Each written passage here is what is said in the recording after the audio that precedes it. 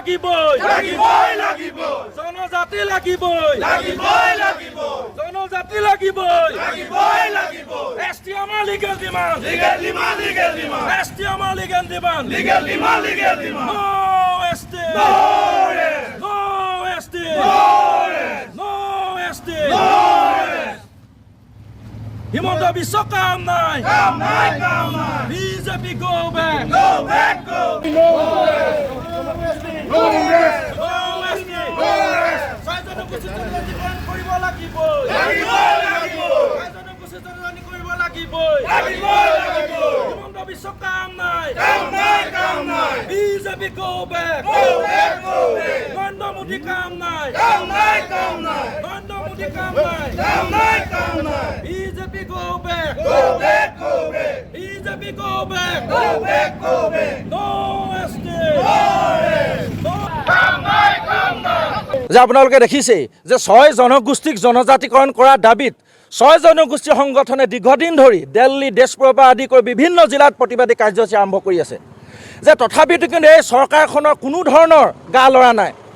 আপোনালোকে এটা কথা মন কৰিব যে 2014 চনৰ লোকসভা নিৰ্বাচনৰ সেই সময়ৰ বিজেপিৰ পক্ষপাতী প্ৰাৰ্থী নৰেন্দ্ৰ মোদী ডাঙৰীয়াই ডিঙি হিৰ ফুলাই অসমৰ প্ৰতিখন ডিষ্ট্ৰিক্টত তেখেতে এটা কথা কৈছিল যে চুতীয়াকে আদি কৰি 6 জনগোষ্ঠী জনজাতিকৰণ মৰ্যাদা প্ৰদান কৰিব কিন্তু তাৰপিছত তেখেতে শাসনৰ গাদীলৈ আহিলে শাসনৰ গাদীলৈ অহাৰ পিছত কোনো ধৰণৰ এই 6 জনগোষ্ঠীক জনজাতিকৰণৰ সন্দৰ্ভত কোনো ধৰণৰ তেখেতলোকে ব্যৱস্থা গ্ৰহণ নকৰিলে কালক্ৰমত আহি 2019 চনতো একে কথা ক'লে 2021 চনৰ নিৰ্বাচনতো অসমৰ এতিয়া তথাকথিত অসমৰ মানে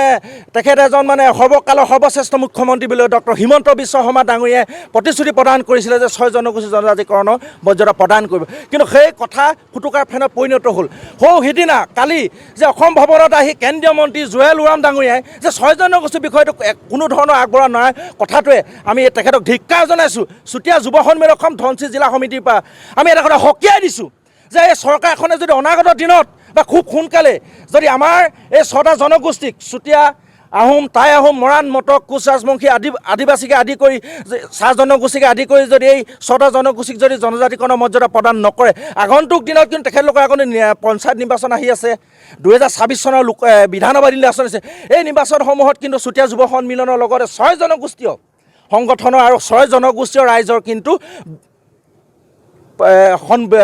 প্ৰতিবাদৰ সন্মুখীন হ'বলৈ বাধ্য হ'ব লাগিব আমি এটা কথা স্পষ্টভাৱে ধনশিৰি মজিয়াৰ পৰা আমি এটা কথা কৈ দিছোঁ দীৰ্ঘদিন সময় আমাৰ